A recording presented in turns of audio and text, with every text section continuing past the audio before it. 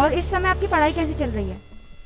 मेरी पढ़ाई इस समय बस चल ही रही है, पर अभी ये कोरोना की वजह से काफ़ी बच्चों की पढ़ाइयाँ रुक गई हैं। ऑनलाइन क्लास हो रही है वैसे, पर ज़्यादा अच्छी पढ़ाई नहीं हो रही। जो पिछली फीस लगी वो भी उन्होंने पूरी ले ली है, पर पढ़ाई अच्छी नहीं हो रही है। वैसे डाटा भी काफ़ी यूज़ हो जाता है, तो कई बार ऐसा होता है कि क्लास मतलब ख़त्म हो जाती है या फिर हम इंटरनेट इशू आ जाते हैं कई बार, तो उसकी वजह से क्लास बीच में रुक जाती है। ऑनलाइन एजुकेशन तो पैसे वाले बच्चों को ही मिले पैसे, और जो वैसे है उनके लिए तो भैया परेशानी 6-7 हज़ार रुपये उनको महीने में सैलरी मिलती है, उसमें अपने घर का खर्च चला के पढ़ाई कराए बच्चों की। नमस्कार, मैं खुशी आपका स्वागत करती हूँ XMT न्यूज़ में। 27 जनवरी 2020 इस दिन भारत में कोरोना वायरस का पहला केस निकला था। कोरोना वायरस के आने के बाद न केवल स्वास्थ्य संबंधित परेशानियां आई, बल्कि इसने जीवन जीने के तौर तरीके ही बदल कर रख दिए। आपके मन में बहुत सारी परेशानियां आ गई होंगी अब तक, तो जैसे प्रवासी मजदूरों का पैदल चलकर आना, कई लोगों की नौकरियां जा चुकी हैं, काम व्यापार ठप पड़ा है। लेकिन एक ऐसी परेशानी है जिस पर हमारे देश का भविष्य निर्भर करता है, लेकिन फिर भी इन सब के बीच में हम उसे नज़रअंदाज करते जा रहे हैं। वो है एजुकेशन, या फिर कोरोना काल के बाद से कहें तो ऑनलाइन एजुकेशन। जी हाँ, आज हम एजुकेशन के बारे में ही जानने आए हैं आगरा के शास्त्रीपुरम में। यहाँ के लोगों से, यहाँ के बच्चों से हम जानेंगे उनका हाल, उनकी पढ़ाई कैसी चल रही है। तो चलिए जानते हैं।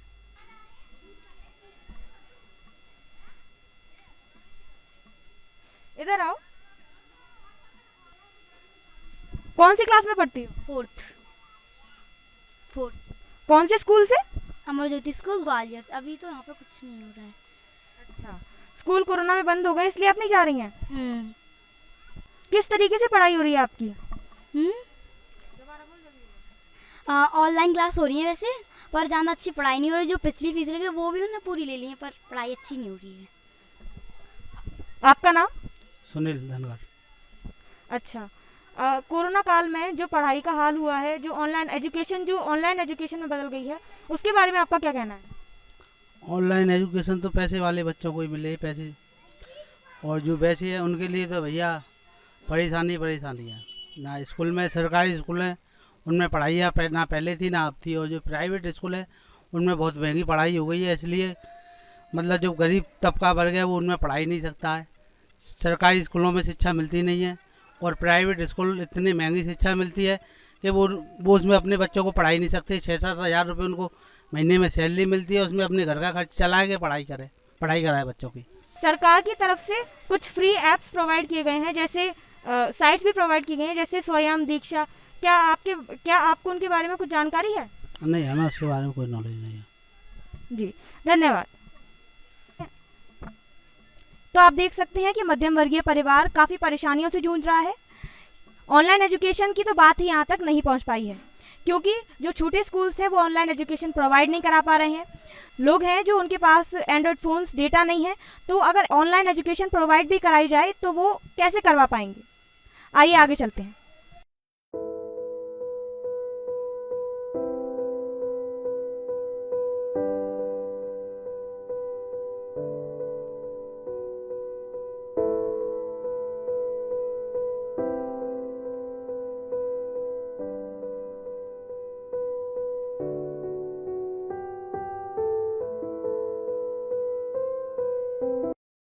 इशिका श्रीवास्तव।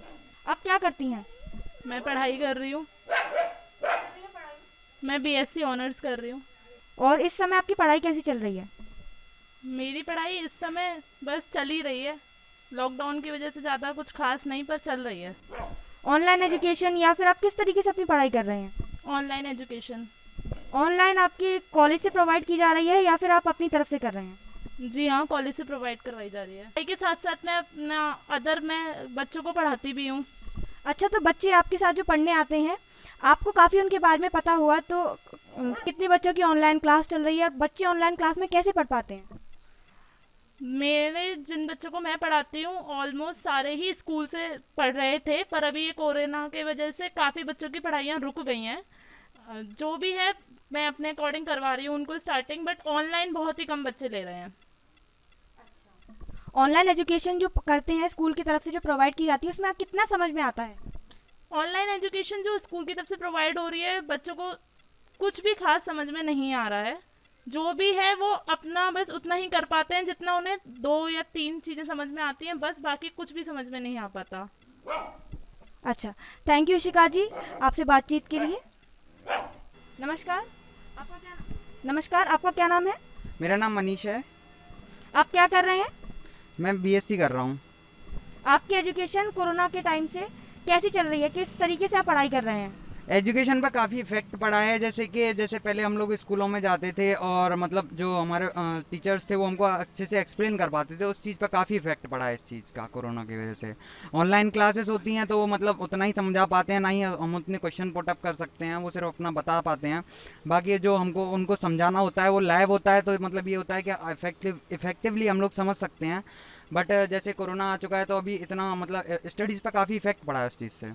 और जैसे कि अभी डाटा भी मतलब जैसे कई सारी क्लासेस होती हैं तो उसकी वजह से डाटा भी काफ़ी यूज़ हो जाता है, तो कई बार ऐसा होता है कि क्लास मतलब ख़त्म हो जाती है या फिर हम इंटरनेट इशू आ जाते हैं कई बार, तो उसकी वजह से क्लास बीच में रुक जाती है, तो वो टॉपिक मतलब कम्प्लीटली हो ही नहीं पाता है।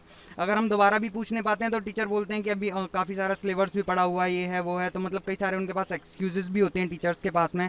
और डेटा मतलब जैसे कि इंटरनेट इशू आजकल अभी जो 5G की टेस्टिंग चल रही है उसकी वजह से भी डाटा मतलब काफ़ी इफेक्ट कर रहा है। मतलब कभी कभी ऑनलाइन क्लास चल रही है और हम बीच में लॉग आउट हो जाते हैं, कभी कभी टीचर जो होते हैं वो परमिशन भी नहीं देते हैं बीच में री एंट्री करने की, तो उसकी वजह से भी स्टडीज़ पर काफ़ी इफेक्ट पड़ता है। अच्छा, आपका इस टाइम पे सारे स्टूडेंट्स के लिए क्या संदेश है? किस तरीके से वो अपनी पढ़ाई अच्छे से कर सकते हैं?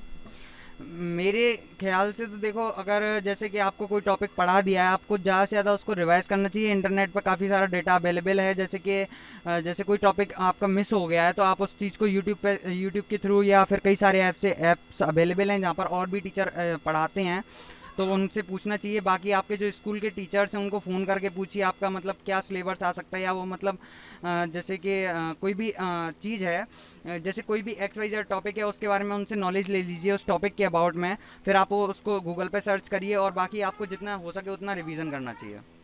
अच्छा, फ़ोन जो है उसे डिस्ट्रैक्शन माना जाता था पहले, फ़ोन डिस्ट्रैक्ट करता था स्टडीज़ में, अब उसी से स्टडी करनी पड़ रही है, तो कोई इशू का सामना करना पड़ रहा है आपको? जी बिल्कुल, इशू ये आता है उसमें कि जैसे हम स्टडी कर रहे हैं, कई बार कॉल आ जाते हैं या फिर मतलब किसी का मैसेज आ गया, तो उस टाइम पे जैसे न चाहते हुए भी कई बार हम डिस्ट्रैक्ट हो जाते हैं। तो सिर्फ इशू तो यही है, इसके अलावा बाकी पर्सन पर खुद डिपेंड करता है कि वो कितना अपनी स्टडीज़ को लेके अवेयर है। Thank you. तो जैसा कि आप देख सकते हैं कि कोरोना काल में लोगों को काफ़ी परेशानियों का सामना करना पड़ रहा है। कुछ लोग स्कूल तक नहीं जा पा रहे हैं क्योंकि उनके पास पैसों की कमी है, और छोटे स्कूल्स भी बंद हैं, वो ऑनलाइन एजुकेशन प्रोवाइड नहीं करा पा रहे हैं। जो ऑनलाइन एजुकेशन प्रोवाइड करा रहे हैं, ऑनलाइन एजुकेशन में बच्चों को समझ में कम आ रहा है, काफ़ी प्रॉब्लम्स का सामना करना पड़ रहा है। इस समय कोरोना काल के बाद से लोगों के पास स्कूल में पढ़ाने के लिए फीस भी नहीं है। जो स्कूल ऑनलाइन एजुकेशन प्रोवाइड करा रहे हैं वहाँ पर बच्चों को काफ़ी दिक्कतों का सामना करना पड़ रहा है, वो एटमॉस्फेयर नहीं मिल पा रहा है, और इंटरनेट इशू, फ़ोन से डिस्ट्रैक्शन, ये काफ़ी इश्यूज़ का सामना करना पड़ रहा है। इसके साथ जो गवर्नमेंट ने काफ़ी साइट्स और ऐप्स स्टार्ट करवा दिए हैं, लेकिन लोगों को इसकी जानकारी बिल्कुल भी नहीं दी जा रही है। ज़रूरत है इस समय जागरूकता की कि कितने सारे सरकार ने फ्री ऐप्स और वेबसाइट बनाई गई हैं, उसके बारे में जागरूक किया जाना चाहिए। बच्चों के लिए कुछ ऐसी व्यवस्था की जानी चाहिए जिससे कोरोना काल में उनकी पढ़ाई का नुकसान ना हो। अब तक के लिए बस इतना ही, फिर मिलते हैं ऐसी किसी और ग्राउंड रिपोर्ट के साथ। तब तक के लिए बने रहिए XMT न्यूज़ पर।